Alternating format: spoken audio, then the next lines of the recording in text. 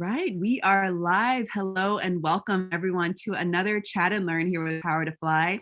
My name is Mariella Marie, and as always, super excited to roll into this. Well, we've got half an hour today, actually, so I won't spend so much time with our introductions. We've got one of my favorite guest speakers here today that's going to drop a lot of knowledge, and we're excited to be streaming on LinkedIn as well as YouTube and our PowerToFly page. So if wherever you are watching today, even if you find yourself rewatching this, we would love for you to participate, and you can participate in a number of ways. If you are here live with us, you can turn on your cameras if you feel called to do so.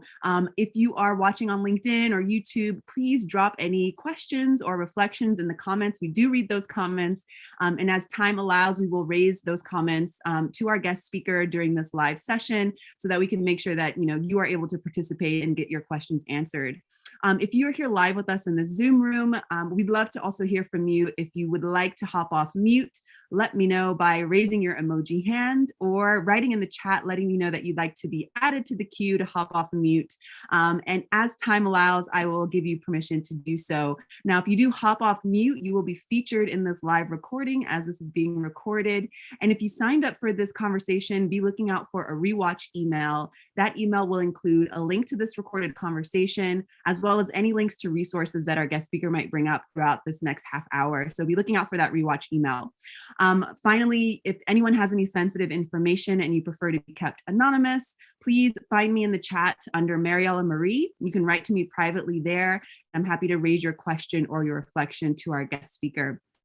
All right, so without further ado, I'm going to pass the mic to Limor, who's calling from the other side of the world, where I think it's much warmer where I am today here in Patagonia. It's starting to snow here today, so I'm already jealous that you get to, after this conversation, go out and soak up some sun. Limor, let us know a little bit about yourself for those who have not joined a chat where you have shared knowledge before. Let us know why you do what you do, and then we'll roll into our live Q&A. Okay. Hi, Maria. It's great to be here again and talk with you today. And hi, everyone. So for me, actually, it's 9 p.m. So I'm not going to soak any sun today, but tomorrow I will. And yeah, it's very hot in here. AC is on 24/7, probably until like September. So nice to meet everyone. So just a little bit about me. I'm coming from a tech background. I used to be a software engineer, and then I grew to leadership. And I know PowerToFly as a client, actually. I started working with PowerToFly when I was a director of engineering at DigitalOcean and fell in love with the company, with everyone here. And I also, today I'm going to talk about mentorship, which is a big part of my life. I started mentoring about 5 years ago. I mentor with PowerToFly and with other organizations, and I started the mentorship program at PowerToFly. Mentorship is incredible, and everyone should get a mentor. So we're going to talk about it today. And I think that's enough. I mean, everyone can just look me up on LinkedIn and get all the juicy details. Awesome. I love it. I love it. All right. So Limor, let's start with this first question that was submitted previous to this conversation. And I just want to shout out to folks who are watching this live. If any questions come up throughout these next 30 minutes, please let us know. And as time allows, we will raise those questions to Limor. All right. So this first question reads, what would be the characteristics of a good mentorship program? That's a wonderful question. And just to tell you, like the reason I mentor with so many platforms is because I learn a lot from what works and what works less. I think what makes a good mentorship program, obviously, you need to have motivated mentors who really want to help, that they're doing that from their heart. That's first of all. And then the program has to be, centered around some goals. I noticed that when the program is targeted towards what the mentee want to achieve, it creates a much, much greater impact than, just mentorship that a mentor and a mentee meet and talk, and there is no specific agenda. So setting the agenda to help set the course, Yes. Making sure that you're able to get what you want out of the relationship. I love when folks speak about mentorship as an intentional relationship. If we don't put the time and effort set the course, then really it just becomes a dream or, an idea that we can't follow up with. So I love that you are, making sure folks set their goals and make it action oriented instead Yeah, of just, absolutely. saying, okay, got a mentor, check the box and moving on. For sure. All right, so let's move on to this next question here. How do you structure a mentorship program for underrepresented professionals? Another incredible question. So first of all, that's exactly what we did here at PowerToFly. First of all, we started with finding mentors that are from underrepresented groups, because this is really impactful. I actually didn't know how impactful it is before we started this program. And I hear from mentees that the experience that they had with mentors sharing similar backgrounds was very powerful. They felt that someone really understands them. And I'm not saying that you cannot have a mentor that is, from a different group, but having someone that you can relate to also on the personal level is very important. It's important because, first of all, the mentor is a role model for you. So it is possible for you. So if I take myself, for example, I was a director of engineering, and think about someone like me who wants to get to this role, and then her mentor, let's say it's a she, it's like me, it's a woman, and she gets a mentor, a woman that is a director or VP of engineering. That is, causing her to feel like it's possible for her. And the mentor understand the challenges. Yeah. I was going to say, the visibility piece is important for lots of reasons, right? That encouragement, inspiration, being able to just, understand each other with a look because of all of the biases that might be floating around based on, how you identify. So being able to mentor, have that relationship with someone, who comes from your same, let's say, marginalized group or underrepresented group.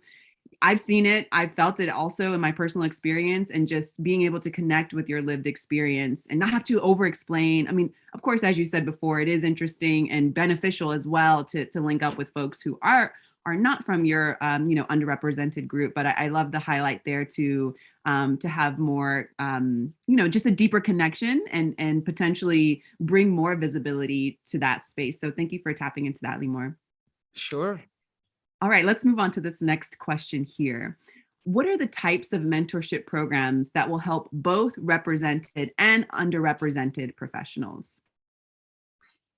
So first of all, I mean, there are a lot of mentorship programs. There are companies that are doing an internal program. Our program is external. I think both are beneficial.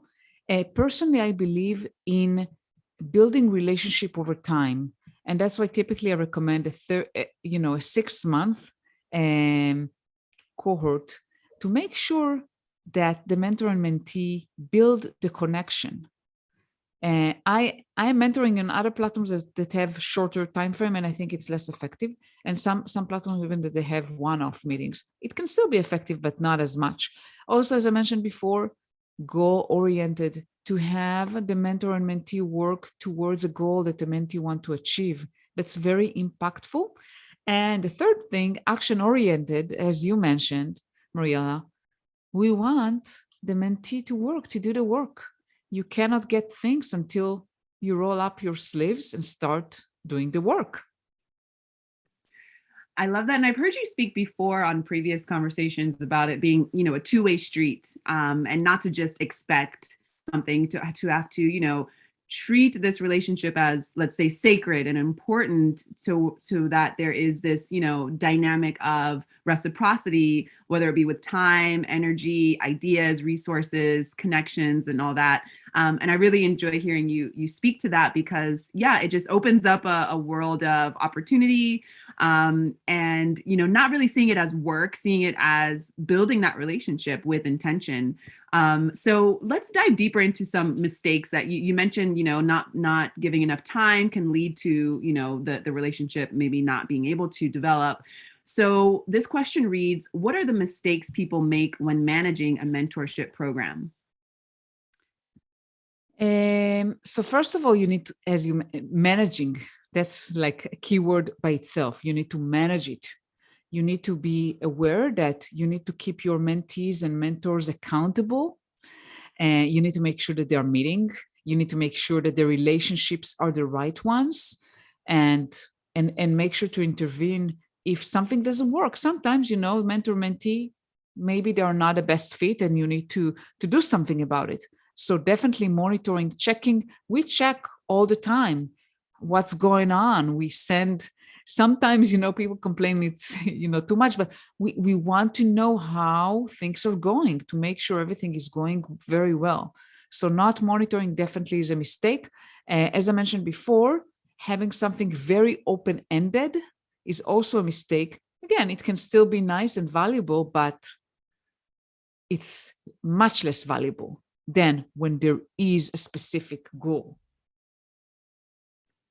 I love that. And so in your experience, I mean, I know since you have been working in this industry for some time, and you said that you are, very inspired by the mentor space. If you could go back in time, let's say, if you can go back in time when you're first entering this space of, developing your awareness on what that relationship should look like for a mentor-mentee, maybe what piece of advice would you give yourself, in the beginning of that journey? I think that it's a relationship. Relationships takes time. It doesn't happen overnight, and it has to be very focused. Both mentor and mentee gain from that. Yeah, I think those are the main things that comes to mind. Good. All right, so time is flying. So we've got more questions left, but I want to shout out for folks who are watching live. Make sure you drop any questions or any of your own, tips and tricks as well. We want to raise those to our guest speaker and anyone else who's listening live or rewatching. So be sure to use these last 15 minutes or so to write in the chat or in your comment section. Okay, so let's move on to this next question here. What would be some of the mentorship benefits for underrepresented professionals? Yeah, absolutely. So as I mentioned before, the one benefit is that they have someone to look up to, a role model. So definitely it gives them more confidence that what they want is achievable. They have someone they can talk to without fear of being judged, and they can feel very comfortable sharing fears, sharing insecurities, sharing anything that they have that maybe it will be less comfortable for them to share with someone else. And that's where I think external mentorship also is very, very effective, because it's a relationship with someone who doesn't work with you. So you can feel free. You can feel free to open up. Yes. And confidence building is a key to making sure that really you get the support you need in order to move forward. A lot of times confidence is the issue, or biases, and when you have someone who've been there, done that, to understand what you're going through, they can help you both with confidence and a direction and advice for what to do in situations that are difficult. That's right. I think it's interesting as well to think of, again, that this is a two-way street, and practicing empathy as well. I love speaking about the importance of emotional intelligence. And I think this relationship is, a really fertile ground to develop emotional intelligence by creating that sense of empathy, psychological safety, being able to open up and be vulnerable and share things that maybe you wouldn't share with other people. And I can imagine how that would also develop the relationship with the mentor and mentee. So let's move into a more specific question here. I know that there are lots of ways that people might, approach this, and there are even some questions on, how should one go about it? So this question reads, what would be the difference between traditional mentorship versus peer-to-peer versus sponsorship? And how do you know which one is better to start with? And how do you do this on a shoestring budget? So lots of questions in that one. There are so many questions. I hope I'll remember all of them. So the traditional mentorship is typically someone who is more experienced than you, share experiences. And it is very, very valuable when someone needs support, whether it's emotional support, confidence. For example, when I started managing, I had no clue what I was doing, and I really needed someone to give me advice in tough situations, in situations where I didn't know what to do, any questions that I had. So that's where the traditional mentorship really comes handy. If you have a path, you want to move forward in your career and you don't know how, that's where traditional mentorship is very helpful. Peer-to-peer is great if you want to connect with like-minded people and you want to brainstorm. It's more collaboration, right? You want to learn from others how they're doing things in their career. For example, it can be that maybe in your organization, you feel a little bit lonely. Lonely in a sense that you don't have people to bounce idea with. Sometimes when companies are not very big, or you're doing a very unique position that maybe you're the only one in your company who is doing that position, and you would like to have a peer that you can kind of chat with, bounce ideas with. That's where peer-to-peer can be very effective. And so, can I ask before you move on to, because I know sponsorship might be going a different route here for this question. What do you prefer personally, the traditional mentorship or the peer-to-peer?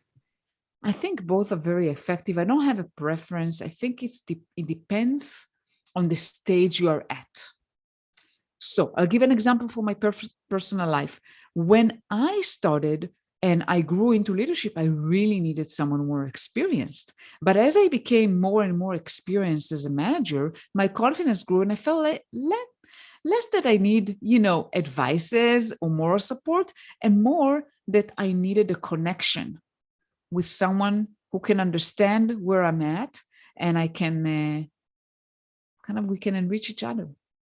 I love that. And that makes a lot of sense. And I would even say that that might be the journey of, getting into a solid mentor-mentee, let's say, lifestyle. You might start out needing that, someone with more experience. And then as you get more experience, you will need that peer-to-peer support.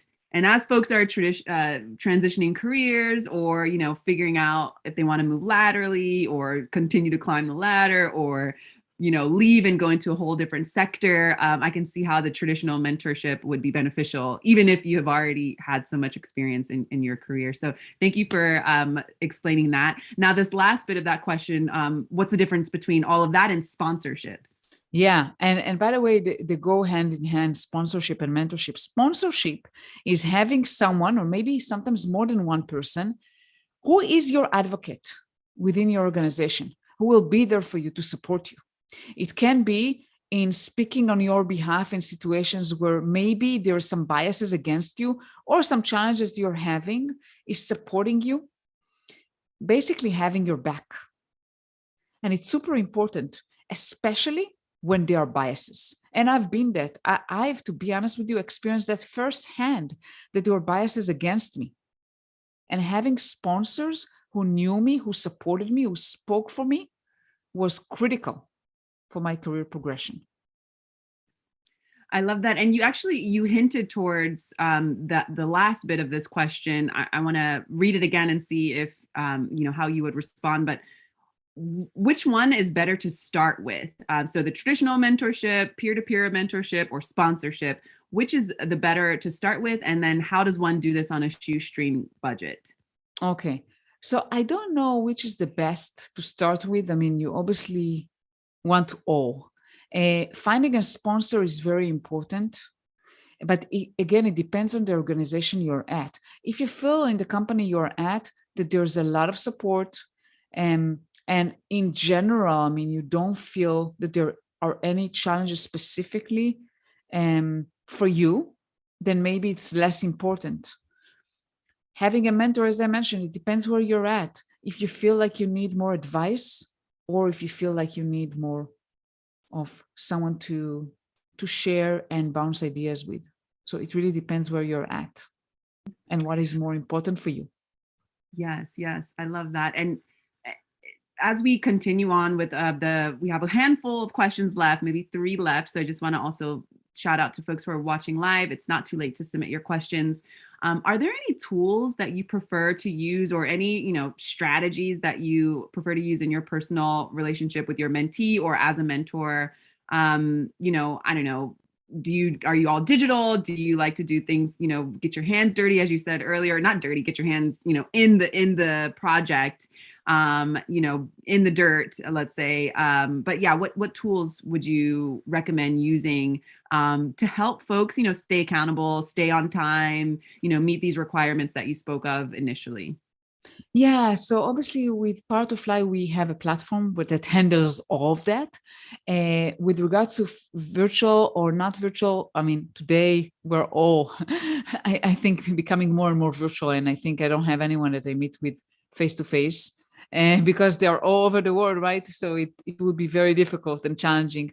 Although, yeah, if I can, I definitely always love to meet in person. And the tools, are just helping you to stay accountable, to keep track. I always take notes of sessions, just even the key things that we discussed and key things, because it helps me as a mentor to remember where we left off, especially when we are all busy and I'm working with multiple people. So I take just note, okay, we left off here. So next time we meet, I kind of look at the notes prior to the meeting and remember where we stopped. And obviously action items.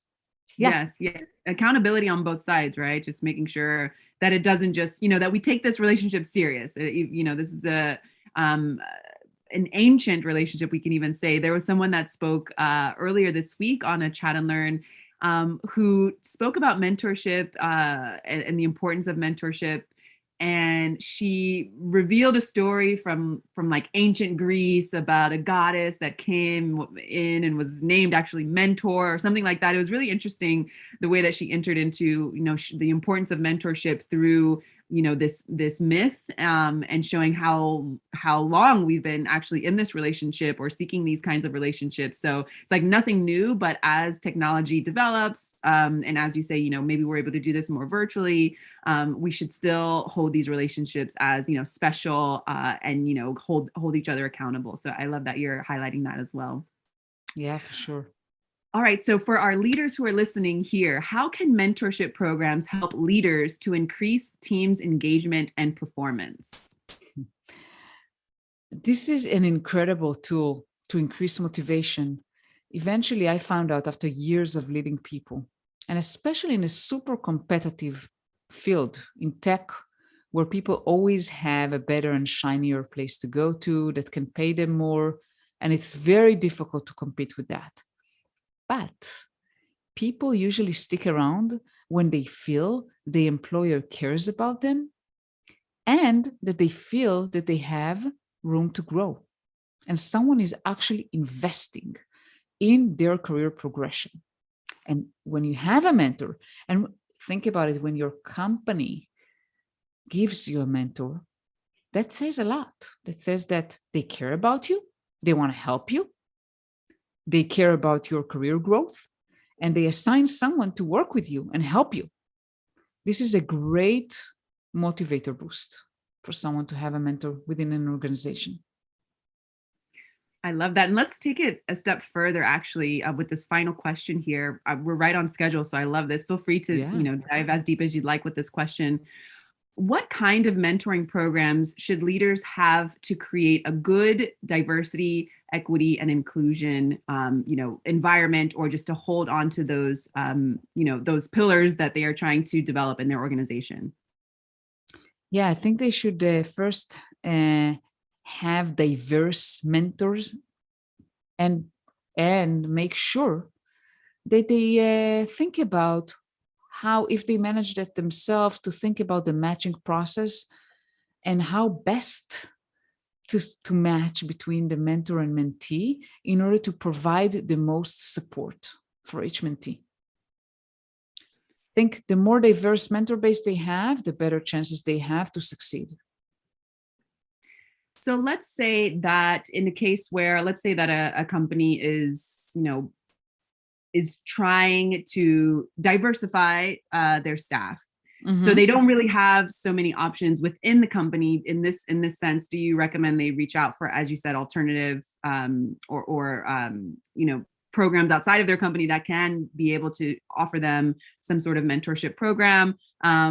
Because I can see how maybe that would be a little disheartening to hear, to make sure you have diverse folks representing and to be able to be paired up. So let's say that a company hasn't got there yet. They're working on it. Should they put this mentorship program on pause, or should they, seek external help?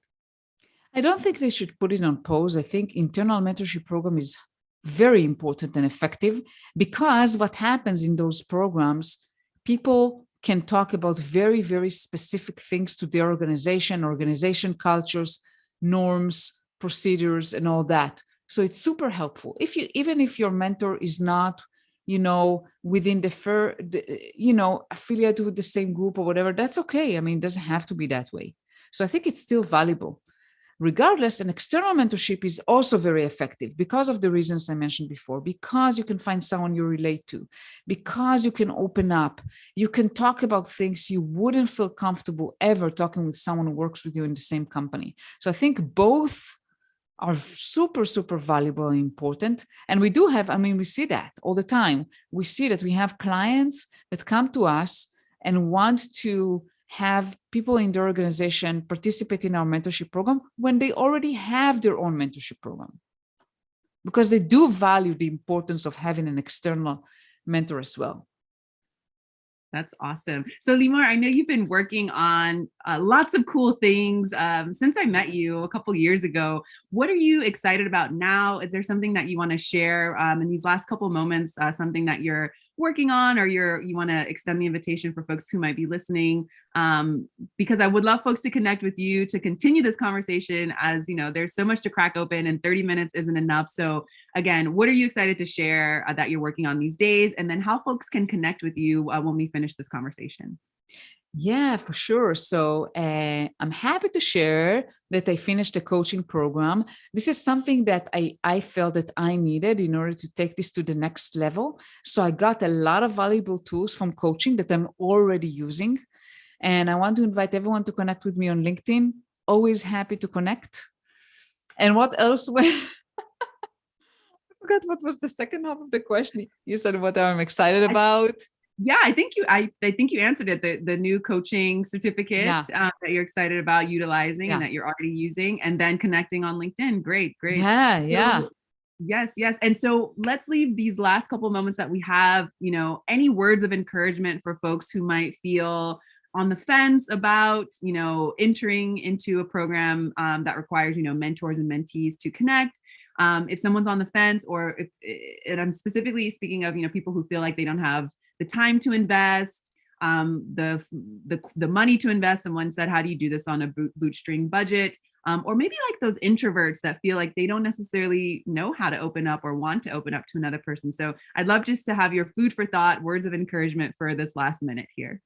Yeah, so I think I want to encourage everyone to believe in themselves and believe that there is more than they can do than they currently do today. And make sure to really think about what is their career aspiration, where they want to get to, and what do they need in order to get there. And go and follow your dreams. I love that. It's never too late. I love the expression that I'm always learning. I have adopted that into my vernacular. I'm always learning. And I feel like this, when I have the opportunity to be a mentor to someone, or when I am someone's mentee, there's always so much to learn about myself and just the world that is ever changing. So I definitely encourage you all to look into that. I see that we have some folks who have some last minute questions. Unfortunately, we are out of time. So I would recommend that you connect with Limor on LinkedIn. You are, as your name appears here on Zoom, correct, Limor? Yeah. Okay, perfect. So just grab her name here as you see in Zoom and connect with her on LinkedIn. And I'm just excited that you are continuing to do this work. Congratulations on your coaching certificate. And we'll see you on the next chat, everyone. Take care. Bye. Bye.